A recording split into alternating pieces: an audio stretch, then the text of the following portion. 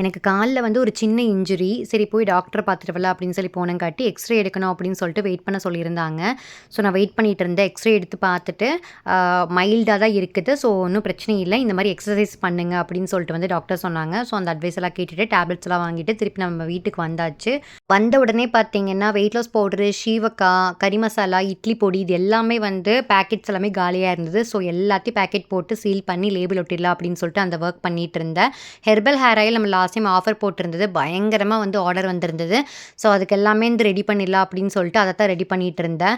So உங்களுக்கு இதில் ஏதாவது ப்ராடக்ட் வேணும்னா ஸ்க்ரீனில் தெரிய நம்பருக்கு மறக்காம ஆர்டர் பண்ணி ட்ரை பண்ணி பாருங்க. என்னோட இன்ஸ்டா பேஜ் இப்போ வரைக்கும் நீங்கள் ஃபாலோ பண்ணலைன்னா லைஃப் ஆஃப் மோனி ஹெர்பல்ஸ் அப்படிங்கிற பேஜை வந்து செக் பண்ணி பாருங்க. இன்னும் என்னோட ப்ராடக்ட்ஸ் பற்றியும் என்னோட பிஸ்னஸ் பற்றியும் நீங்கள் நிறைய தெரிஞ்சுக்குவீங்க. கொரியர் அனுப்புறதுக்காக எல்லாத்தையும் ரெடி பண்ணியாச்சு. நைட்டு வந்து பார்த்தீங்கன்னா, திடீர்னு ஒரு ரெசிபி செய்யணும் அப்படின்னு சொல்லிட்டு அம்மா சொல்லிட்டாங்க. அது என்ன ரெசிபி என்ன அப்படிங்கிறத நாளைக்கு வீடியோவில் நம்ம பார்க்கலாம்.